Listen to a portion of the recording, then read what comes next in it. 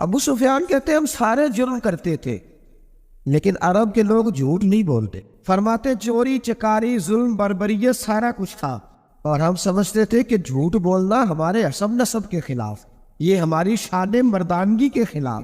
ہم کہا کرتے تھے کمزور لوگ جھوٹ بزدل لوگ جھوٹ بولتے ہیں. جو لوگ حسب نسب والے ہوتے ہیں، کردار و عمل والے ہوتے ہیں، سردار ہوتے ہیں، جن کا پیچھے کوئی بیک گراؤنڈ ہوتا ہے، وہ لوگ کبھی جھوٹ ہے. میرے نبی پاک علیہ السلام کا فرمان ابو داؤد شریف میں موجود ہے. ایک صحابی نے کہا یا رسول اللہ بخل بڑی بری چیز ہے، پر کیا مومن بخیل ہوتا ہے؟ نبی پاک صلی اللہ علیہ وسلم نے فرمایا ہاں کبھی کبھی مومن کنجوسی کرتا ہے، ہو جاتی ہے، اگرچہ نہیں ہونی چاہیے. یا رسول اللہ مومن بزدل بھی ہوتا ہے؟ فرمایا ہو جاتا ہے. عرض کیا یکون المؤمن کذابا، یا رسول اللہ مومن جھوٹا بھی ہوتا ہے؟ فرمایا قال لا، مومن سب کچھ ہو سکتا ہے پر مومن جھوٹا ہو سکتا، مومن جھوٹ بول سکتا، جھوٹ نہیں اس کی زبان سے نکلتا، یہ مومن کی شان ہی نہیں. عرب کے لوگ کہتے ہیں کہ جھوٹ ہماری مردانگی کے خلاف. ہمارے تو ملک میں جتنا بڑا جھوٹا ہوتا ہے اللہ ماشاءاللہ اتنا وہ بڑا قد کر جاتا، جس کو ہمارے ملک میں لوگوں نے سیاست نام ہی جھوٹ کا سمجھا. ٹی وی پہ بیٹھ کر بہت بڑی جماعت کا بہت بڑا سربراہ کہتا ہے فلانا کام 6 مہینے میں ہو جائے گا، بہت بڑی بات، 6 مہینے میں ختم ٹھیک ہو جائے گا آپ کا مسئلہ. 6 مہینے کے بعد جب پوچھا جاتا ہے تو کہتے ہیں سیاسی بیاس. اتنا ظلم شرم ہی نہیں آئی. ابو سفیان کہتے ہیں کہ نبی پاک صلی اللہ علیہ وسلم کے جب کچھ صحابہ چلے گئے نا ہجرت کر کے حبشہ کی طرف، تو حبشہ کے نجاشی بادشاہ نے مسلمانوں کو بھی بلایا اور پیچھے سے جو قریش لینے گئے انہیں بھی بلایا. بات چیت ہو گئی تو اس کے دل میں خیال آیا کہ میں کسی سردار سے نہ پوچھوں بات کیا ہے.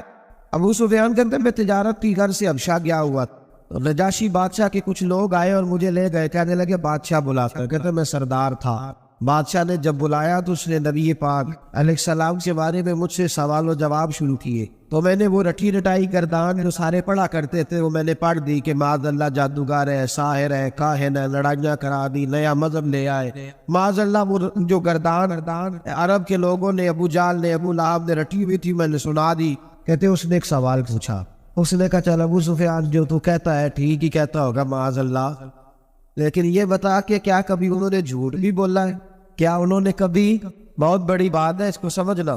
ابو سفیان کہتے ہیں کہ میرے دل میں 1 منٹ کے لیے خیال آیا کہ میں جھوٹ بول دوں، کہہ دوں کہ وہ بولتے ہیں معاذ اللہ جھوٹ. لیکن پھر میرے اندر سے آواز آئی کہ تو قبیلے کا سردار ہے اور جو مردانگی والے لوگ ہوتے ہیں ان کی زبانوں سے کچے جملے نہیں نکلتے، وہ جھوٹ نہیں بول. جو کسی منصب پر فائز لوگ ہوتے ہیں وہ ایسے ہی ان کی زبان ہر وقت چسکے کے لیے تھوڑا یہاں جھوٹ تھوڑا وہاں جھوٹ نہیں پھینک. وہ لوگ جھوٹے نہیں ہوتے.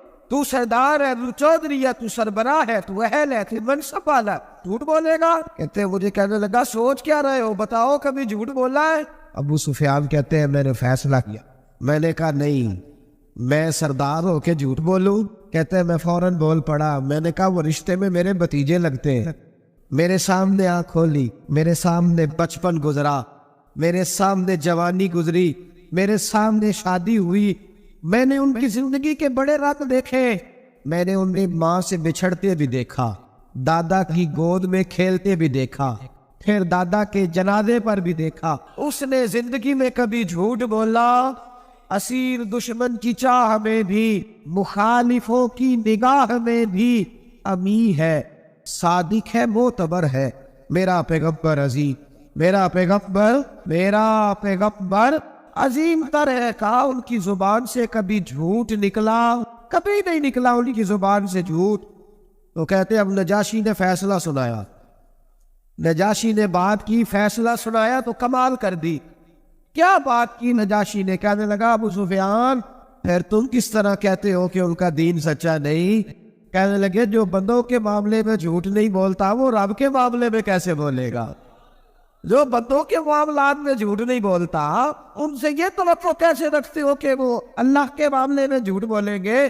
فرمایا مان کیوں نہیں جاتے کہ اگر وہ بندوں کے حق میں سچے ہیں تو اللہ کے پیغام کے حق میں بھی سچے. سچائیاں حسن ہے. لیکن نا تیرے جملوں کے لوگ قیدی ہو گئے اور جب ٹٹول کے دیکھا تو اندر سے تو کچھ اور نکل آیا. کل تو کچھ کہہ رہا تھا، سویرے اٹھ کے تو کچھ کہہ رہا ہے، تیرے لفظ کچھ ہے، تیرا رویہ کچھ اور ہے. زندگی میں یاد رکھنا کسی بڑے کی خوشامد کر کے کبھی اسے محبت نہ ڈال. جھوٹ بولتے ہیں ہم، اپنا حلیہ ہم نے صداقتوں کے بادشاہوں جیسا بنایا ہوتا، لیکن ہمارے لفظوں میں جھوٹ ہوتا، ہمارے لب و لہجے کے اندر یہ کراہت ہوتی ہے۔ حضرت باجید بستامی فرمایا کرتے تھے جو زبان کا سچا نہیں ہوتا اس کو کبھی معرفت کا نور نصیب نہیں ہوتا، جا کے 2000 جوبہ ڈال کے بیٹھ جائے۔ معرفت کا نور اسے ملتا ہے جس کی زبان پر حق اور سچ ہو۔ یاد رکھ سچائی اتنی بڑی دولت ہے۔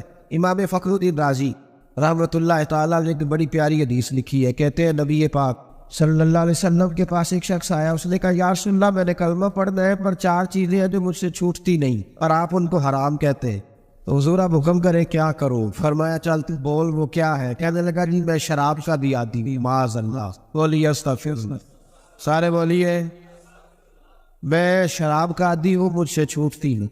اور پھر کہنے لگے میں چوری کا بھی عادی ہوں، جاتی۔ اور تیسری بات یہ کہ میں معاذ اللہ ثم معاذ اللہ زنا کا بھی عادی ہوں۔ اور چوتھی میرے اندر بیماری ہے کہ میں جھوٹ بہت بولتا ہوں، یہ عادتیں چھوٹتی نہیں، میں ان کے ہوتے ہوئے کلمہ کیسے پڑھوں؟ آپ کے دین میں یہ شدید بری چیزیں اور مجھ سے چھوٹتی نہیں، تو کیا حکم ہے؟ میرے محبوب علیہ السلام کو اللہ نے بڑی حکمت عطا فرمائی، بڑا نوازا ہے نبی پاک۔ حضور نے بڑے خوبصورت جملے کہے، فرمایا کو سودا کرنے میں عرض کی حضور حکم ہو، فرمایا 4 میں سے ایک چھوڑ دے، کلمہ پڑھ لے، سودا کرنا۔ کہا حضور حکم کرے کون سی؟ صحابہ کہتا ہے اب آپ بول رہے تھے کہ یہ کیا بات ہے، 4 چیزیں حرام میں کب تھی ہے؟ حضور کہتے ایک چھوڑ دے، میں ایک وعدہ کر۔ کہا یا رسول اللہ حکم کرے۔ تو صحابہ کہتے اب جب حضور نے کہا ایک چھوڑ دے تو ہم پھر تجزیہ کر رہے تھے کہ شراب بڑی گندی ہے، زنا بڑا گند ہے، چوری کسی کے حق میں ڈاکہ ہے، ظلم ہے، لیکن میرے نبی پاک علیہ الصلوۃ والسلام نے کیا خوبصورت فرمایا، فرمایا چل تو جھوٹ چھوڑ دے۔ کیا چھوڑ دے؟ اللہ اکبر، فرمایا جھوٹ چھوڑ دے۔ عرض کی باقی؟ فرمایا باقی اللہ فضل کرنے والا ہے، تو جھوٹ چھوڑ دے۔ اب لوگ کہتے ہیں کہ حیران ہے کہ اتنی گندی چیزیں، شراب بھی، زنا بھی، چوری بھی، اور حضور نے صرف جھوٹ چھڑوایا ہے۔ وہ سردار کہتا ہے میں گھر گیا، شراب کی بوتل پہ ہاتھ ڈالنے لگا، دل میں خیال آیا شراب پی کے صحابہ کے مجمع میں جاؤں گا، تو اگر کسی صحابی نے پوچھا کہ تو نے شراب پی ہے، جھوٹ بولوں گا تو نبی پاک کے وعدے کا کیا بنے، اور سچ بولوں گا تو اس محفل نور میں بیٹھوں گا کیسے شراب پی کے؟ کہتے 2-3 دفعہ ہاتھ بڑھایا پر مزہ نہیں آیا، میں نے پٹکی دیوار کے ساتھ بوتل، میں نے کہا یہ تو گئی، یہ نہیں پیوں گا آج کے بعد۔ کہتے پھر میں باہر نکلا اس عورت کے پاس رات گزارنے جہاں منہ کالا کرنا تھا۔ کہتے جب پہنچا تو اس نے پہلا سوال پوچھا، کہنے لگی سنا ہے تو کلمہ پڑھ گیا ہے؟ کہتے بس وجود چکنا چور ہو۔ او میرے دوستو، لوگ پوچھتے تو ہے نا تو کس کا بیٹا؟ ہاں او سنگیو، لوگ پوچھ لیتے ہیں تو کس استاد کا شاگرد ہے؟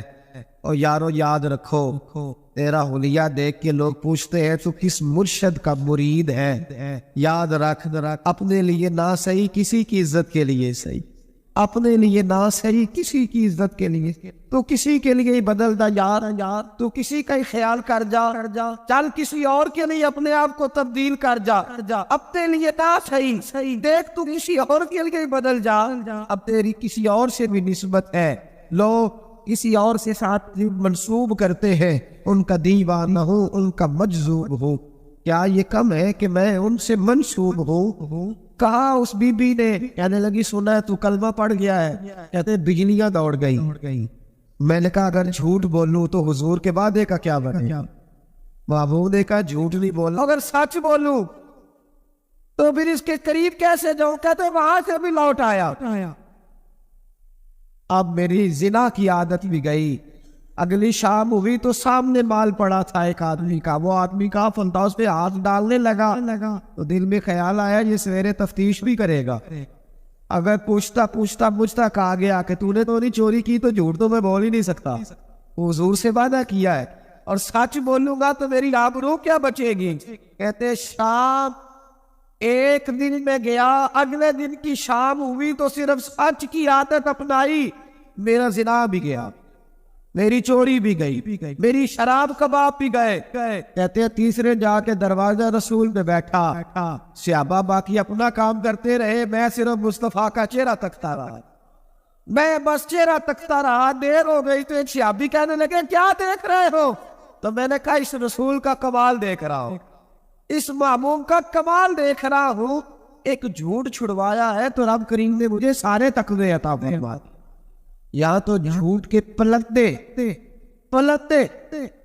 پیروں نے ڈیوٹیاں لگائی ہوئی ہے مریدوں کی، جاؤ کرامتیں بیان کرو، سناؤ، فیس بک پہ دو.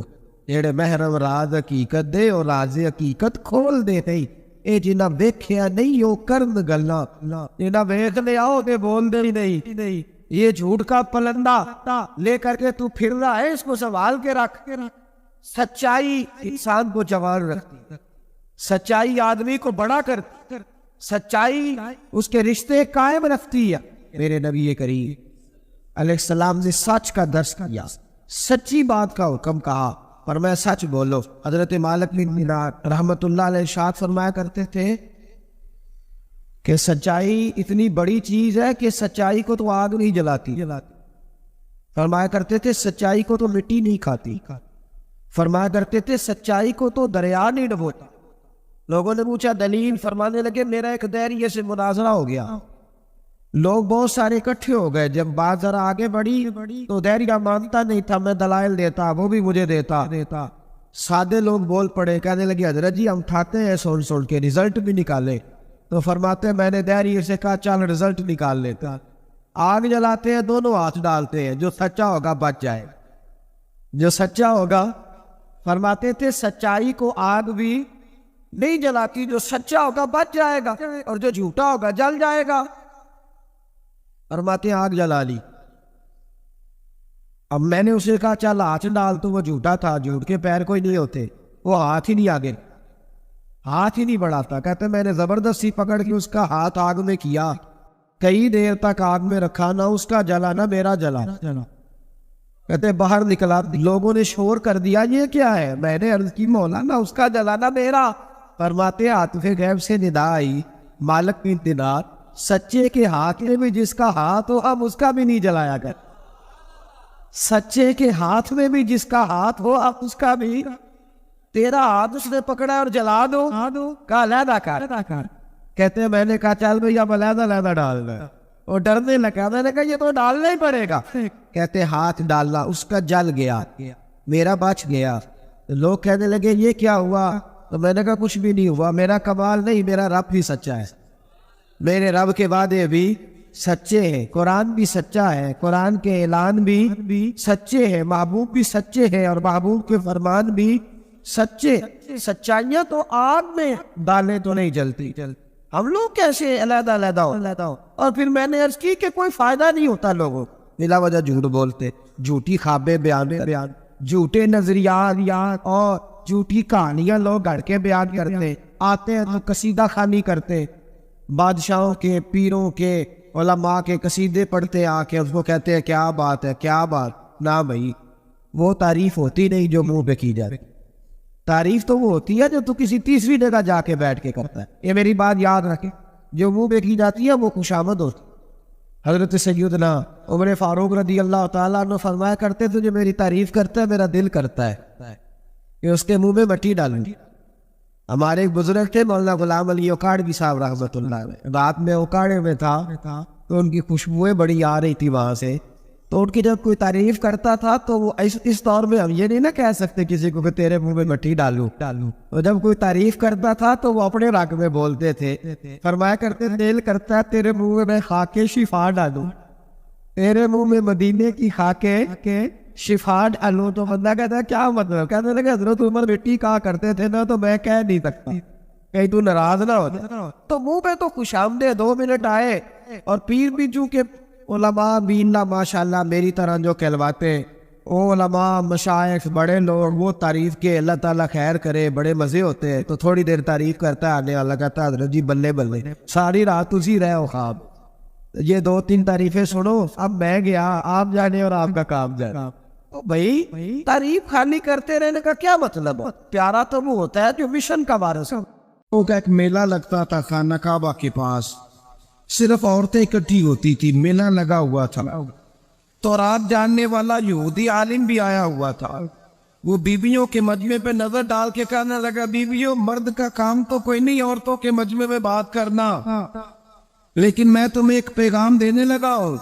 اللہ کے آخری رسول جو مکے میں پیدا ہونے والے، ان کے آنے کا وقت قریب آ گیا ہے۔ وہ بیوی بڑی خوش نصیب ہوگی جنہیں ان کی رفاقت ملے گی۔ عورتوں نے جب دیکھا کہ مرد آ گیا عورتوں کے میلے میں تو انہوں نے ڈانٹا، جھڑکا، کہا چل اٹھا اپنی کتابیں اور نکل جا۔ حضرت خدیجہ کہتی ہیں باقیوں نے ڈانٹا پر میں نے بات پلے سے باندھ لی، میں نے پلے سے باندھ لی اور میں انتظار کرنے لگی کہ اللہ کرے وہ نصیب میرے ہی ہو، اللہ کرے مقدر میرا ہی کھلے۔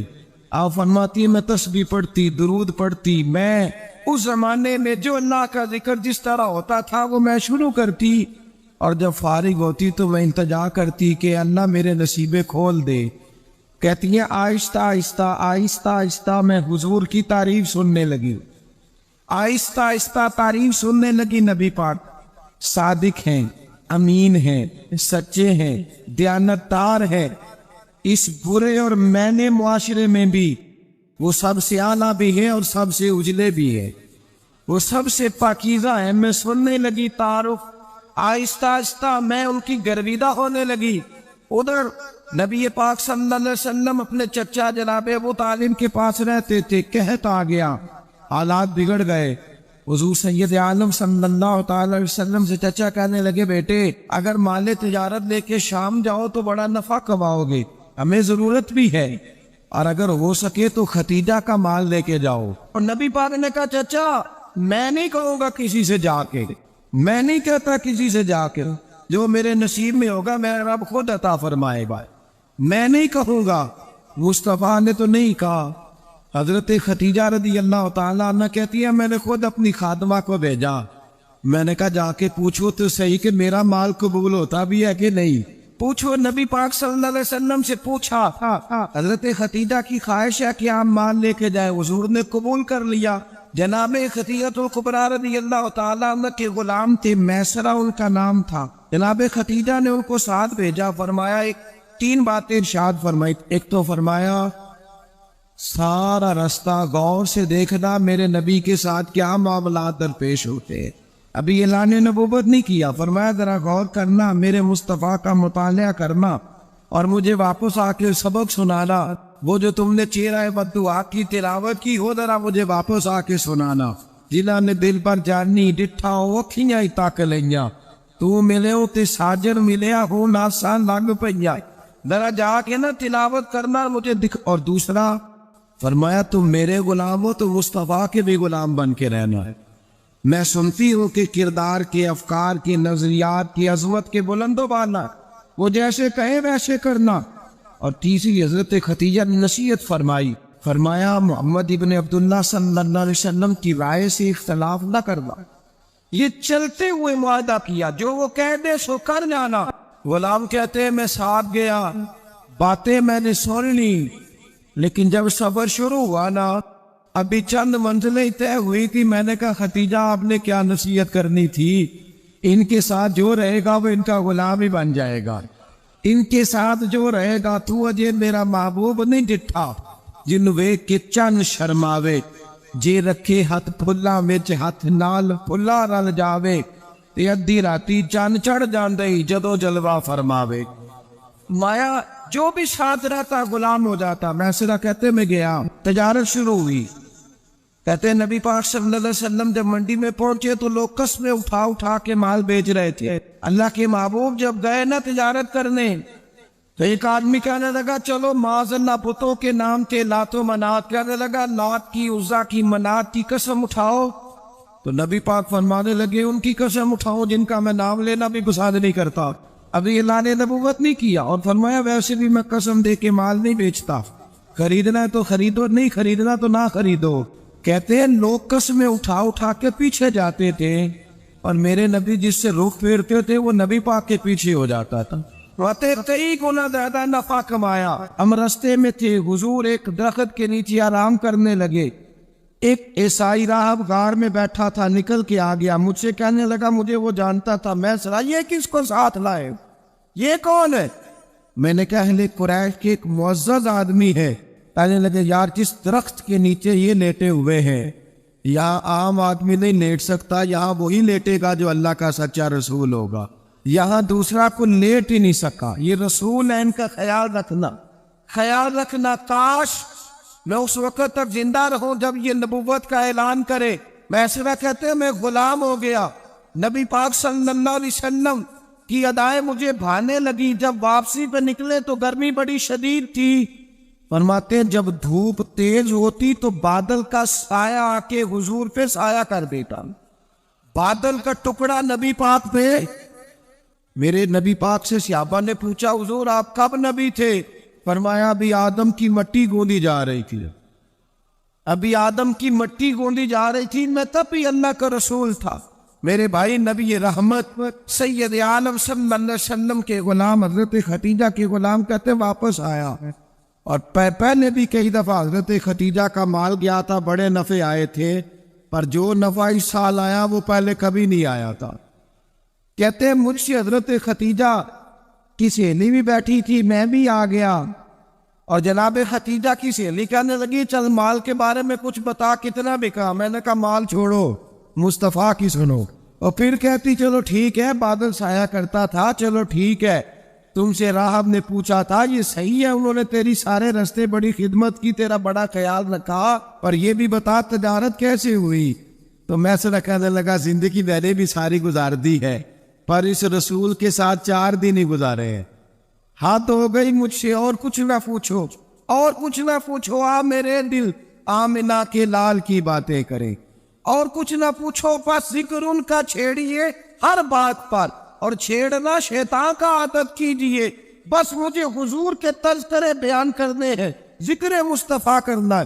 حضرت خدیجہ الکبریٰ بڑی متاثر ہوئی، کہتی ہے مجھے درجنوں لوگوں نے پیغام نکاح دیا تھا اور میں نے سنی نہیں تھی، میں نے نفیسہ کے ہاتھ پیغام بھیجا، میں نے کہا میری عمر 40 سال ہے، ان کی 25 سال، اور میرا احوال اور طرح کا ہے، وہ شہنشاہ ہے، جا کے پوچھو تو صحیح بھلا میں قبول ہوتی ہوں، پوچھو۔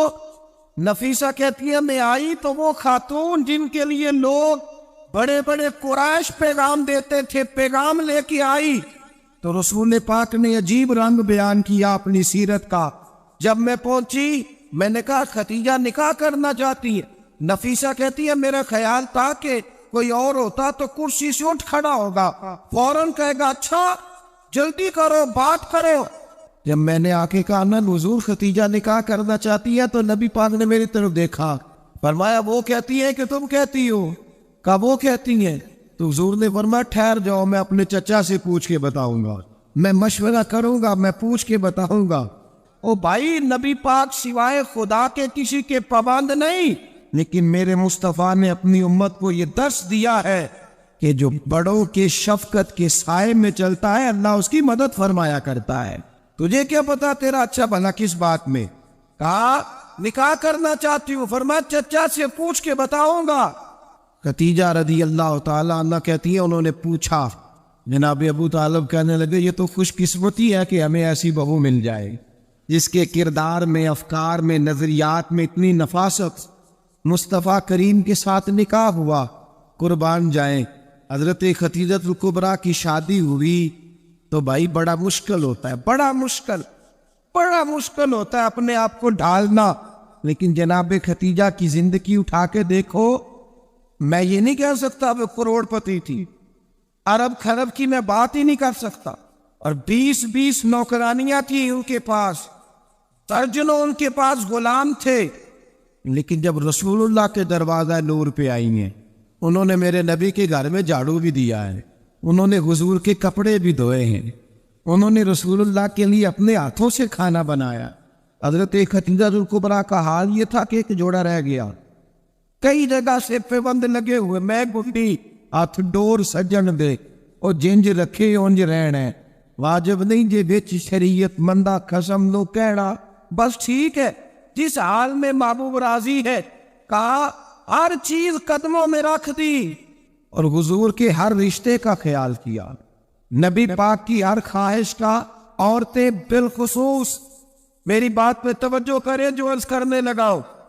آگ لگی ہوئی ہے گھروں میں، فساد ہے، لڑائی ہے، جھگڑا ہے، دنگا ہے، یہ تیرا رشتہ دار وہ میرا رشتہ دار. حضرت حلیمہ سعدیہ رضائی ماں ہے. جب تشریف لائی تو مصطفیٰ کریم نے فرمایا ختیجہ یہ میری اماں ہے. جناب حلیمہ سعدیہ کہتی ہے میں گھر میں رہی، میری خدمت کی، مجھے کھانا پکا کے دیا، بستر بچھا کے دیا، کپڑے لے کے دیے، اور جب میں جانے لگی تو کہنے لگی آپ میرے مصطفیٰ کی اماں ہیں، پہلی دفعہ آئی ہیں، تھوڑا سا تحفہ نہ دے دوں. میں نے کہا جیسے مرضی. حضرت حلیمہ کہنے لگی تو جناب حلیمہ سعدیہ کو 40 بکریاں اور 1 اونٹ تحفے میں عطا فرمایا. اور یہ جو بی بی آ کے مالی بنی ہے نا، آج جس درخت کی چھاؤں میں تو بیٹھی ہوئی ہے نا، اگر تو سمجھے تو اصل احسان اس ماں کا ہے جس نے یہ پروان چڑھا کے تجھے دیا ہے. اصل نیکی اس اماں کی ہے جس نے تیرے سر پہ یہ سرتاج رکھا ہے، اور تو اس ماں کو ہی بول گئی ہے. اور شکوہ بہو سے نہیں، شکوہ اس بیٹے سے ہے، بیٹے سے ہے جو علیحدہ بھی ہونے لگا تھا تو اماں سے علیحدہ ہو گیا ہے. اس نے سوچا ہی نہیں کہ ماں کے ہاتھ اٹھ جائے تو عرش کا مالک کہتا ہے فرشتوں سے کہ پیچھے ہٹ جاؤ، ماں اور باپ اولاد کے لیے جو مانگے گے میں فوراً عطا کروں گا. حضرت ختیجہ کے بھائی نہیں تھے، نبی پاک صلی اللہ علیہ وسلم کے سسر حیات نہیں کہ 2 بیٹے تھے حضرت ختیجہ، اور وہ دونوں بیٹے پچھلے خامن سے تھے. ذرا عقل کی کسوٹی پر تو لیے گا کہ کسی بی بی کے بیٹے ہوں اور پچھلے خامن سے ہوں، اس آدمی کا رویہ کس طرح کا ہوتا ہے. لیکن میرے رسول پاک کا رویہ اس طرح کا تھا. میں آپ کو سیرت کی کتابوں سے امام حلبی نے، کستلانی نے، صاحب فتح الباری نے لکھا ہے رسول کائنات سید عالم صلی اللہ علیہ وسلم سوئے ہوتے تھے اور جاگو اور سنو. اللہ کرے حضرت ختیجہ کا میرے نبی سے رشتہ اور میرے نبی کا حضرت ختیجہ کا رشتہ ہماری سمجھ میں آ گیا تو سمجھ لو ہمارے گھر جنت بن جائیں گے، روشنی پھیل جائے گی. سمجھو اور سیکھو. حضرت عائشہ صدیقہ فرماتی ہے نبی پاک سو جاتے تھے نا دوپہر کو تو کہتی تھی مولا علی سے لے کر ابو بکر صدیق تک کسی کی طاقت نہیں ہوتی تھی حضور کو آ کے بیدار کرے. سوء ادب سمجھا جاتا تھا. اور میں ایک جملہ آگے بڑھا کے کہوں گا، میں کہوں گا اماں جی آپ مولا علی سے لے کر ابو بکر صدیق تک فرماتی ہے نا، ہمارا تو عقیدہ یہ ہے کہ مصطفیٰ سو جائے تو جبریل بھی نہیں جگا سکتے، وہ بھی نہیں آ سکتے، وہ بھی ہاتھ باندھے کھڑے ہیں کہ مولا کیسے جگاؤ. حضرت جبریل بھی نہیں جگا سکتے. لیکن حضرت عائشہ صدیقہ فرماتی ہے میں تھی مدینے میں حضور کے گھر میں تھی، نبی پاک میرے گھر میں موجود تھے اور سید عالم سوئے ہوئے تھے. حضرت ختیجہ کے پچھلے خامن کے بیٹے جناب آلہ آ گئے اور وہ مسجد میں آ کے بولے، مسجد میں توجہ کرنا، مسجد میں بولے. انہوں نے مسجد میں آ کے پوچھا کہ نبی پاک کہاں ہے؟ مسجد میں. تو جناب عائشہ صدیقہ فرماتی ہے حضور سوتے ہوئے بیدار ہو گئے. حضور طامت سمیٹی، فوراً سر کے اوپر کپڑا رکھا. میں نے کہا حضور کہاں جا رہے ہیں؟ فرماتی ہے میں نے 1 دفعہ پوچھا تو حضور نے 3 دفعہ فرمایا میرا حالہ آ گیا ہے، میرا حالہ آ گیا ہے، میرا حالہ آ گیا ہے، ختیجہ کا بیٹا آ گیا ہے. میرے رسول پاک صلی اللہ علیہ وسلم نے بی بی کے رشتوں کا جو تقدس بیان کیا اس کو سمجھیے. فرمایا حالہ آیا ہے، بیدار ہو کے خود تشریف لے گئے. اور یہ تو حالہ تھے نا، بڑے بیٹے حضرت ختیجہ کے سب سے، ان کا نام ہند تھا. اور حضرت ہند سے کوئی بندہ تعارف پوچھتا نا، نبی پاک کا جو حلیہ ملتا ہے نا کتابوں میں، سیرت کی کتابوں میں، حضور کا مکھڑا کیسا تھا. مکھ چند بدر شاشانی ہے، متھے چمک دی لاٹ نورانی ہے، کالی زلف تیاک مستانی ہے، مخمور اکھی ہے مت بریت. یہ جو حضور کا حلیہ ملتا ہے نا، یہ حضرت ہند کا بیان کیا ہوا ہے. وہ بیان کیا کرتے تھے کہ نبی پاک کی آنکھیں کیسی تھی، حضور کے جلوے کیسے. وہ بیان حضرت ختیجہ کے بیٹے. کوئی ان سے پوچھتا کہ بڑے راضی رہتے ہو، ہند بڑے راضی رہتی ہو، تو حضرت ہند کیسے راضی کیسے نہ رہوں، راضی کیسے نہ رہوں. میرے بھائی کا نام علی المرتضیٰ ہے، بہن کا نام فاطمہ الزہرا ہے، ماں کا نام ختیجہ الکبریٰ ہے اور باپ کا نام محمد مصطفیٰ ہے. میں راضی کیسے نہ رہوں؟ کنز المال میں حضرت عائشہ صدیقہ کی حدیث ہے، جناب عائشہ فرماتی ہے دوپہر کو حضور آرام کرتے تو کوئی آیا نہیں کرتا تھا۔ ایک دن ایک بوڑھی آ گئی دروازے پہ، اس نے چھڑی پکڑی ہوئی، کہتے وہ اندر آئی تو نبی پاک بڑی تیزی کے ساتھ اٹھے، حضور سید عالم نے قریب بٹھایا، دیر تک حضور باتیں کرتے رہے، دیر تک گفتگو ہوتی رہی۔ فرماتے ہیں حضور نے اسے کوئی اضافی وقت دیا، عام صحابہ اس وقت آتے نہیں تھے، حضور کے آرام کا وقت تھا، اضافی وقت دیا نبی پاک نے۔ اور فرماتے جب وہ جانے لگی تو نبی پاک نے تحفے بھی عطا فرمائے، اور پھر ایک غلام سے، حضرت بلال سے یا کسی غلام سے فرمایا کہ ساتھ جاؤ اور گھر چھوڑ کر کے آؤ۔ نبی پاک صلی اللہ علیہ وسلم نے اعزاز دیا۔ حضرت عائشہ صدیقہ فرماتی ہیں دیر تک ملاقات بھی، تحفے بھی، انفرادی ملاقات۔ بعد میں نبی پاک صلی اللہ علیہ وسلم لیٹ گئے، میرے دل کے اندر خیال آیا کہ حضور جائیں گے اور جب رات کو واپس آئیں گے تو پھر میں پوچھوں گی کہ حضور یہ بی بی کون ہے، حضور اب آرام کر رہے ہیں۔ فرماتی ہے میرا خیال تھا کہ یہ سوال شام تک میرے ذہن میں رہے گا کہ یہ کون ہے، آپ نے بڑا اعزاز دیا، دروازے تک چھوڑ دے گئے۔ حضرت عائشہ صدیقہ فرماتی ہے میں سوچ رہی تھی آرام کر رہے ہیں، اور میں نے جیسے ہی نگاہ ڈالی تو حضور تو گہری سوچ میں گم ہے، نبی پاک سوچوں میں گم ہے اور بے آنکھیں کھلی ہوئی۔ فرماتی ہے میں قریب جا کے بیٹھی، قدموں پہ ہاتھ رکھا، میں نے کہا محبوبہ یہ بی بی کون تھی؟ اتنی دیر آپ نے ملاقات کی اور وہ چلی گئی ہے تو ابھی خیالات ہیں، تصورات ہیں۔ فرماتی ہے میں نے پوچھا تو مصطفیٰ کی آنکھوں میں آنسو آ گئے، نبی پاک رو دیے، اٹھ کے بیٹھ گئے۔ میں نے کہا حضور کیا ہوا؟ میں نے تو آپ کو پریشان کر دیا، میں معذرت چاہتی ہوں۔ حضور نے فرمایا عائشہ ایسی کوئی بات نہیں، اس بی بی کے بارے میں پوچھتی ہو جسے میں نے زیادہ عزت دی ہے، زیادہ پیار کیا ہے، ذرا زیادہ اس کے ساتھ میں نے توجہ کی ہے۔ ہاں یا رسول اللہ میں نے انفرادی رنگ دیکھا ہے، روٹین سے بڑھ کر آپ نے محبت فرمائی۔ تو میرے مصطفیٰ نے فرمایا یہ جو عورت آئی تھی نا، جو میرے پاس بیٹھی رہی ہے، یہ میری زوجہ جناب ختیجہ کی سہیلی ہے، یہ حضرت ختیجہ کی سہیلی ہے، جناب ختیجہ کی سہیلی۔ فرمایا یہ مکے میں ختیجہ سے ملنے آیا کرتی تھی، ختیجہ اسے وقت دیتی تھی، پاس بٹھاتی تھی، کھانا کھلاتی تھی، دکھ سکھ سنتی، اور تھوڑی غریب ہے، جب یہ جاتی تھی تو ختیجہ تحفے بھی دیتی تھی۔ فرمایا آج جب یہ آئی ہے تو ختیجہ کی یادیں تازہ ہو گئی، دیر تک میں نے اس سے بات کی ہے، گفتگو کی، جاتے دفعہ تحفہ دیا ہے، اس لیے کہ حسن العہد من الایمان، اچھے طریقے سے وعدہ نبھانا یہ بھی ایمان کا حصہ ہے، اچھے طریقے سے عہد نبھانا، تعلقات نبھانا یہ بھی ایمان کا حصہ ہے۔ حضرت ختیجہ کی سہیلیوں سے رسول اللہ صلی اللہ علیہ وسلم کا رشتہ، پہلی وحی نازل ہوئی نبی پاک پر۔ اب حضور جب ابتدائے وحی کے ایام آئے تو حضرت ختیجہ فرماتی ہے رسول پاک غار حرا میں چلے جاتے، کئی کے دن وہاں رہتے، پہلی وحی آئی تو قرآن مجید کی تاثیر یہ ہے کہ لو انزلنا ھذا القرآن علی جبل لرأیتہ خاشعا متصدعا من خشیۃ اللہ، فرمایا اگر میں پہاڑوں پہ نازل کروں قرآن کو تو وہ بھی میرے خوف سے ریزہ ریزہ ہو جائے، اتنی تاثیر ہے۔ جب حضور کے قلب اطہر پر آیا تو نبی پاک کانپتے ہوئے گھر آئے، زملونی زملونی، مجھے چادر اڑاؤ چادر اڑاؤ۔ حضرت ختیجہ نے چادر دی، بیٹھ گئے، کہا ختیجہ آج تو آنے والا آیا ہے، ایک اور بسم ربک الذی خلق، یہ آیات اس نے مجھے دی ہے اور میں بڑے خوف کے عالم میں ہوں۔ حضرت ختیجہ کے لفظ بڑے حسین ہیں، جناب ختیجہ الکبریٰ رضی اللہ تعالیٰ عنہ کیا فرماتی ہے؟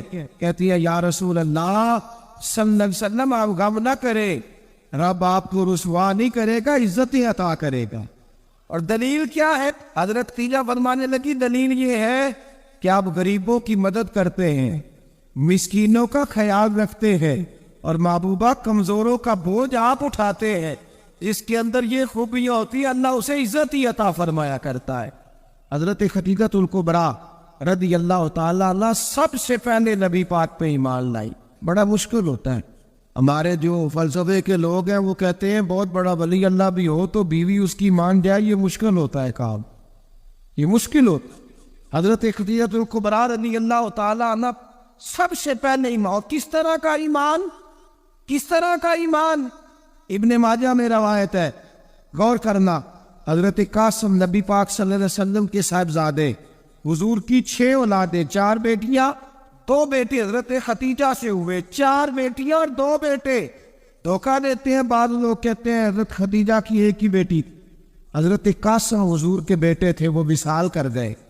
حضرت ختیجہ ابھی دودھ پلاتی تھی کہ شہزادے پردہ کر گئے۔ ایک دن گھر میں بیٹھی ہوئی تھی تو کہنے لگی، یا رسول اللہ صلی اللہ علیہ وسلم، میرے بیٹے قاسم کے حصے کا دودھ میرے وجود میں بھر آیا ہے، کاش میرا رب اتنا موقع دیتا کہ میرا بیٹا مدت رضاعت ہی پوری کر لیتا، وہ دودھ پی لیتا۔ نبی پاک نے فرمایا، ختیجہ تو غم نہ کر، اللہ تبارک و تعالیٰ نے تیرے بیٹے کی مدت رضاعت جنت میں پوری کر دی ہے، جنت میں پوری کر دی ہے۔ اور نبی پاک نے اپنا اختیار بیان فرمایا ابن ماجہ میں، رسول پاک نے فرمایا، اگر تو کہے تو میں یہاں بیٹھے بیٹھے تجھے تیرے بیٹے کی آواز سناؤں، عرض کرو رب کی بارگاہ میں ابھی تجھے سناؤں تیرے بیٹے کی بات، ابھی وہ جنت میں بولے۔ لطف نہیں آیا آپ کو اس بات کا؟ میں ابھی سناؤں تجھے بات، سیاستہ کی روایت، ابھی سناؤں تیرا بیٹا بولے گا جنت میں، آواز یہاں مکے میں آئے گی، سناؤ۔ بڑے لوگ کرامت دیکھنا چاہتے ہیں، معجزہ دیکھنا چاہتے ہیں، کہتے ہیں میں تو وہ دیکھ کے آؤں گا۔ کہا سناؤ۔ حضرت ختیجہ کا ایمان دیکھیں، کہنے لگی، محبوبہ مجھے سننے کی کیا ضرورت ہے، میں خدا کو بھی مانتی ہوں، محمد مصطفیٰ کو بھی مانتی ہوں، میں بن دیکھے ہی مانتی ہوں، بن دیکھے ہی مانتی ہوں، مجھے سننے کی ضرورت ہے، آپ نے کہہ دیا تو سو ہو گیا، مجھے حاجت ہے۔ حضور کہہ رہے ہیں اگر تو کہے تو دعا کروں، التجا کروں، ابھی آواز اللہ سنا دے، ابھی سناؤ۔ حضرت ختیجہ کہتی ہے، نہیں حضور، میں بن دیکھے ہی، میں ان لوگوں میں سے نہیں ہوں جو پہلے دیکھ داکھ کے آئے، پلٹ کے آئے، دیکھ کے سودا کرے، میں تو ان لوگوں میں سے ہوں جو بن دیکھے مانا کرتے ہیں۔ یؤمنون بالغیب کی کا کہہ رہا تھا کہ بڑا ظالم ہے چھوٹا بھائی، بلکہ وہ کہے یار ساری باتیں اپنی جگہ پہ رہی، اور وہ کہہ رہا تھا آخر میرا بھائی کے بغیر گزارا تو نہیں نا، تو وہ خلاف واقعہ بات کرے۔ چھوٹے کے پاس آیا اور آ کے کہا کہ بڑے ایسے میں ہو کے آیا، دوسرے نے کہا تمہیں پتہ ہی نہیں، بڑا تو بڑی دیر سے کھا رہا ہے، کھا ہی سارا بڑا گیا۔ تو اب یہ بات چھوٹے کو آ کر بتانے کی ضرورت ہے، تو ایسی بات کر کہ بظاہر خلاف واقعہ ہو لیکن لوگوں کو جوڑ دے، جوڑنے کے لیے خلاف واقعہ بات کرنے کی اجازت۔ اب لوگ توڑنے کے لیے خلاف واقعہ بات چاہیے تھا کہ جوڑتے، کہتے تیرا بھائی ہے، میں تو بات نہیں کرنا چاہتا پر ہے پورا ظالم، کیا کرے بھائی، تیرا بھائی ہے، اب رشتے بدلتے نہیں۔ تو میں نے کہا جناب نے بڑا اچھا کردار ادا کیا ہے، آ گئی ہے سمجھ، آپ کیا کہنا چاہ رہے ہیں۔ تو لوگ توڑنے کے لیے کردار ادا کرتے، ایک تو یہاں اجازت دی، دوسرا میرے نبی کریم صلی اللہ علیہ وسلم نے فرمایا جنگ کے موقع پر اگر تمہیں خلاف واقعہ بات کرنی پڑے تو اس کی تمہیں جنگی حکمت عملی کے لیے اجازت ہے۔ تیسرا فرمایا کہ اپنی بیوی کو مطمئن کرنے کے لیے اگر کسی شخص کو خلاف واقعہ بات کرنی پڑے تو اسے کس بات کی اجازت ہے؟ چلے مسکرائے نا آپ، ویسے ہی بتا دو، وہ ذرا سنجیدہ اس مسئلے، اس میں ہنسنے کی کیا ضرورت ہے، یہ کوئی ہنسنے والی بات تھوڑی ہے، اس میں آپ ویسے ہی بتا دیں۔ لیکن بیوی سے خلاف واقعہ بات کریں آپ، کبھی اس کو منانے کے لیے کوئی ایسی بات کر دیں، لیکن اگر جھوٹ کا پلندہ اس کے سامنے بھی کھول دیں گے نا، اس کا بھی اعتماد ضائع ہو جائے، اور میاں بیوی کا رشتہ ہی اعتماد پہ قائم ہوگا۔ جب وہ سمجھ جائے گی نا کہ میرے ساتھ بولتا ہی جھوٹ ہے، سچ بولتا ہی نہیں، تو پھر یہاں بھی معاملہ صحیح نہیں رہے گا۔ تو یہ 2-3 مواقع، ایک چوتھی بات ہے اس پر بھی تھوڑی توجہ کر لیں تاکہ مضمون کو آگے سمجھنے میں آسانی ہو جائے۔ ایک ہے ذو معنی لفظ استعمال کرنا حکمت کے تحت۔ ایک آدمی کے سامنے کھانا آیا ہے تو وہ کھانا اس کے لیے مضر صحت ہے۔ بعض لوگ بعض چیزیں کھا کے ان کی طبیعت بگڑ جاتی۔ اب سامنے والا کہتا ہے جناب کھانا، تو وہ کہا الحمدللہ جی الحمدللہ، بے شک بھوک لگی بھی ہے، لیکن اب وہ کھانا اگر کھائے گا اس کے لیے تکلیف ہے، تو اس کو یہ اجازت ہے کہ وہ سامنے والے کا دل بھی بچا لے اور اپنی صحت بھی۔ لیکن وہاں بھی ہم لوگ نخرہ دکھاتے ہیں، کہتے ہیں جی یہ بلائلر میں نہیں کھاتا، یہ جو بڑا گوشت ہے یہ میں نہیں کھاتا، تو آپ صاف کہیں کہ جناب میرا نخرا بڑا، میرے لیے چھوٹا گوشت پکائے، بات ختم ہو گئی. اب سامنے والے کی گنجائش نہیں تو وہ کیا کرے؟ تو اس پہ آپ اللہ تعالیٰ روزی دیتا ہے نا روز گھر میں، تو گھر میں اللہ تعالیٰ توفیق دے گا تو جب ہمت ہوگی پکا کے کھا لیں. تو دوسرے کا دل بھی بن جائے گا اور آپ کا جھوٹ بھی. اس کی دلیل نبی کریم صلی اللہ تعالی علیہ وآلہ وسلم کو حضرت صدیق اکبر مکے سے مدینے لے کے جا رہے تھے تو رستے میں ایک شخص ملا، وہ بڑا دشمن تھا اسلام کا. اس نے نبی پاک صلی اللہ علیہ وسلم کو دیکھا، جناب صدیق اکبر کو دیکھا، لیکن وہ حضور کو نہیں جانتا تھا، حضرت ابو بکر صدیق کو جانتا تھا. اب اس نے پوچھ لیا کہ ابو بکر یہ آپ کے ساتھ کون ہے؟ تو جناب صدیق اکبر رضی اللہ تعالیٰ عنہ فرماتے میرے دل میں خیال آیا کہ اگر میں نے حضور کا نام بتایا تو یہ شور بھی کرے گا اور ہو سکتا ہے تکلیف بھی پہنچائے. تو میں نے ایک حکمت کا جملہ استعمال کیا، ہادی کہا کرتے تھے رستہ دکھانے والے کو. تو عرب کے لوگ کسی کو کئی دفعہ ساتھ رکھتے تھے کہ ہمیں رستہ دکھاؤ، اس کو ہادی بنا لیتے تھے. کئی دفعہ بندے کہتے تھے آؤ چوک تک چھوڑ آتے ہیں آپ کو، پھر آپ سیدھا یہ روڈ، اس کو ہادی کہا جاتا تھا. تو حضرت ابو بکر صدیق کہتے ہیں کہ لوگ تو کہتے تھے نا چوک تک چھوڑنے والے کو ہادی، تو میں اپنے نبی کو اس لیے حاضی کہتا تھا کہ یہ جنت تک چھوڑ کے آئے اور جنت کے بعد بھی ساری نعمتیں ان کی ہدایت سے ملے گی. کہتے جب کہا نا یہ کون ہے تو میں نے ایسا لفظ استعمال کیا کہ جس سے محفوظ بھی رہے اور سچ بھی ہو گیا. حضرت صدیق اکبر عرض کرنے لگے یہ میرے ہادی ہے، یہ میرے عادی ہے. تو وہ سمجھا کہ یہ چوک تک، گلی تک، اگلے چوراہے تک چھوڑنے جا رہے ہیں، اس طرح کے ہادی ہے. کہتے میں نے کہا ہادی ہے، تو وہ کہا اچھا تمہارے ہادی ہے. وہ گزر گیا. فرماتے میں نے حضور کی طرف دیکھا تو محبوب مسکرائے، گویا محبوب سمجھ گئے کہ ابو بکر نے جو والا ہادی مجھے کہا ہے وہ والا ہادی ہے جو جنت کا راستہ دکھاتا ہے. اس طرح کا زو معنی لفظ استعمال کرنا شریعت کے اندر جائز ہے، لیکن جھوٹ صریحاً جھوٹ. اور ہمارے زمانے کے اندر تو جھوٹ، ایسا لوگ جھوٹ بولتے ہیں جو گناہ بے لذت ہے، کوئی مطلب ہی نہیں. اگر آپ ناراض نہ ہو تو بڑے بڑے سیانے لوگ جھوٹ بولتے. اب تو لوگوں نے گناہوں کے نام بدل لیے. میں اکثر کہتا ہوں کہ اب چغلی کا نام لوگوں نے گپ شپ رکھا ہے. آؤ تھوڑی دیر گپ شپ کرے، محلے کے 4-5 معزز لوگوں کی پگڑیاں اچھالے، یہ گپ شپ ہے ہماری. اور جھوٹ کا نام بدل کے ہم نے بہانہ رکھ دیا ہے. بیوی کہتی ہے میں نے شوہر سے بہانہ کر دیا، ورنہ کہتا ہے کچھ لوگ بس میں نے بہانہ کر دیا. تو بھائی تو صاف کہہ میں نے جھوٹ بولا ہے، اس کا نام بدل کے بہانہ کیوں؟ اور بلا وجہ کا جھوٹ، بلا وجہ کا. دوست بیٹھے یارانہ ہے، جھوٹ بول رہے، وہ 6 کروڑ آیا تو 9 کروڑ نکل گیا، تو وہ ابا جی لائے وہ جگہ خرید کے. تو میں نے کہا نہیں ڈیفینس والی نہیں مجھے پسند، میں تو وہ بیریا ٹاؤن والا مکان خریدوں گا. تو یہ جھوٹ کس پہ روب ڈال رہا؟ اور جس کو جھوٹ سنایا جا رہا ہے وہ بھی آگے سے جھوٹ بول رہا ہے.